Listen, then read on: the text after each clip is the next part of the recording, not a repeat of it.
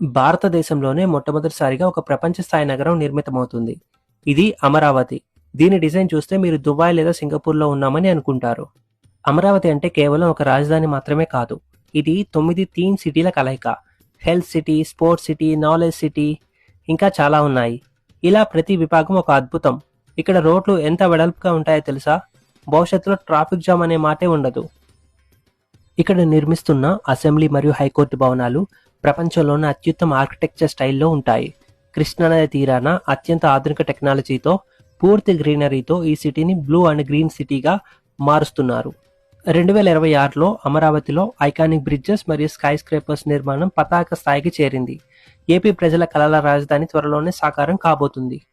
అమరావతి మళ్ళీ మన దేశానికి గర్వకారణంగా మారుతుందని మీరు అనుకుంటున్నారా?